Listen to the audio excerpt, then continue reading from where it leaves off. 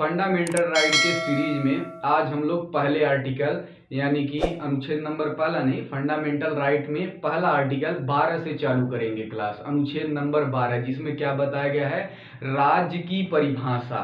अब हम लोग को समझना है कि पूरे इसमें मतलब भाग 3 में जो अनुच्छेद नंबर 12 से 35 तक है, इसमें जो राज्य शब्द यूज किया जाता है यह क्यों है, इसका क्या कार्य है, क्या जो बताया गया कि सारे अधिकार हमको राज्य के विरुद्ध प्राप्त हैं। तो राज्य क्या है और किसके किसके विरुद्ध हमको ये अधिकार प्राप्त है। तो जब हम लोग किताब को पढ़ना शुरू करते हैं तो मिलता क्या है कि देश की सरकार या संसद तथा प्रत्येक राज्य के विधान मंडल, और प्रत्येक राज्य के विधान मंडल इसलिए मैंने लिख दिया कि किसी किसी राज्य में विधानसभा है, किसी किसी राज्य में विधान परिषद।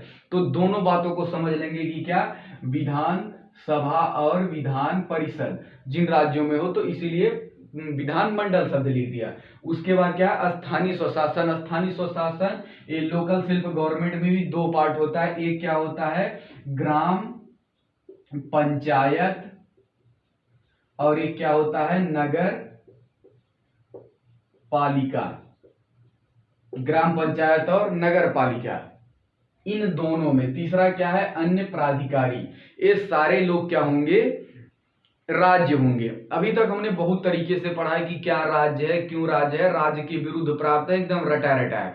आज मैं आपको 1-2 मिनट में समझाता हूं कि क्या राज्य और क्या राज्य नहीं है। इसको उदाहरण से हम लोग समझते हैं। जैसे समझ लीजिए कि गांव में एक आदमी है, अब ये बहुत ज्यादा मस्ती के मूड में चलता है, रोज किसी न किसी को परेशान करता रहता है। अब यदि यह व्यक्ति एक मोबाइल लेकर चल दिया, रिकॉर्डिंग लगाया हुआ है, अब उसके गांव के प्रधान कुछ कर रहे हैं, अब प्रधान के काम को रिकॉर्डिंग कर रहा है और प्रधान को बार बार परेशान कर रहा है। वो क्यों प्रधान को बोल रहे हैं कि ग्राम पंचायत के एक पार्ट है, इसलिए प्रधान को बोल रहे हैं। तो ये किस में आएंगे, राज्य की परिभाषा में आएंगे। और हमको क्या प्राप्त है, मौलिक अधिकार किसके विरुद्ध है, तो राज्य के विरुद्ध है।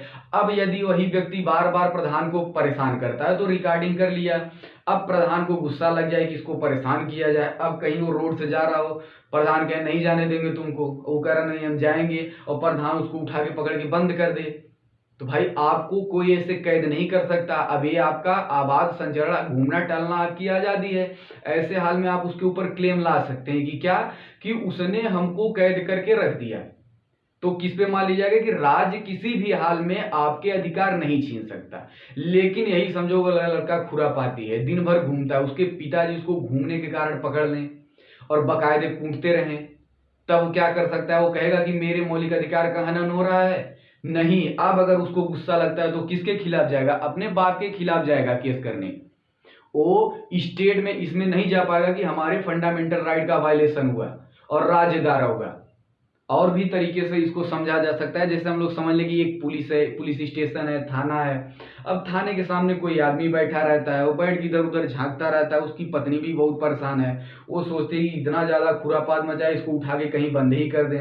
और उस सामने बैठ के जब कोई पुलिस वाला आता है, मान लो पुलिस वाले को कुछ मुद्रा पानी दे रहा है, अब ऐसे हाल में क्या हो जाता है, वो पुलिस वाला भी उस आदमी से परेशान है कि ये रोज हमको परेशान करता है, जब हम लोग कुछ करते रहते हैं या कमाने के पर्पज से लगे हैं, ये डिस्टर्ब करता है। तो अगर सोचिए कभी पुलिस वाला उसको पकड़े और उठा के कहीं ऐसी जगह बंद कर दे, टहलने घूमने नहीं, एकदम गायब, अब सोचिए वो क्या करेगा। अब अगर पुलिस द्वारा वही बंद किया गया है और वो बाहर निकल के आए, बताए कि इन्होंने क्या किया, हमको इस तरीके से निरुद्ध रखा, तब केस स्टेट के विरुद्ध लाया जा सकता है। और दूसरा मैटर, यदि वही बताए कि बालकनी बैठ के यहाँ वहां अगर बगल झांकता है, अब उसकी पत्नी पकड़ दे, उठा के रूम में बंद करके उसको कूटे, न निकलने दे बाहर, ऐसे हाल में सोचिए वो क्या होगा, स्टेट के विरुद्ध माना जाएगा? नहीं। तब वो क्या होगा, वो अपने पत्नी द्वारा कूटा गया, वो केस करेगा तो सिर्फ डोमेस्टिक वायलेंस के लिए, उल्टा वाला डोमेस्टिक वायलेंस, कि हमको हमारी पत्नी कूट रही है, प्रसादी मिल रहा है।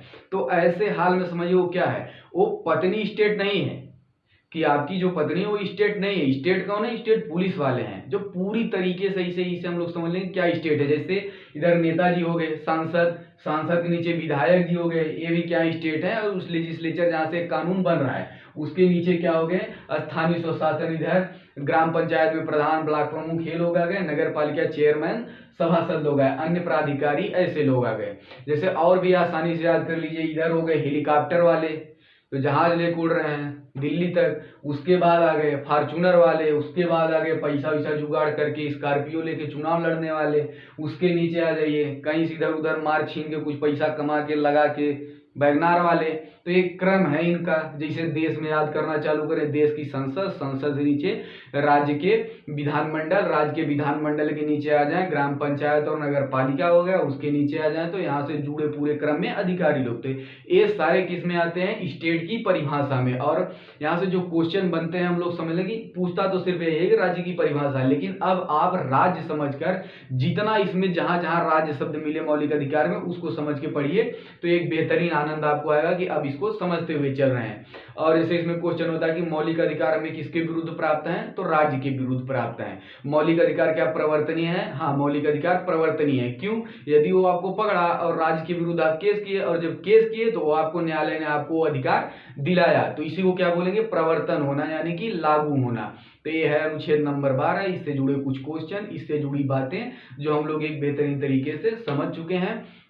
आगे भी आप पूरे लगातार फंडामेंटल राइट के सीरीज में बने रहिए, और किसी भी चीज में न समझ में आता हो या और बढ़िया चाहिए और सरल शब्द करना है तो आप कमेंट सेक्शन में जरूर लिखिए। धन्यवाद।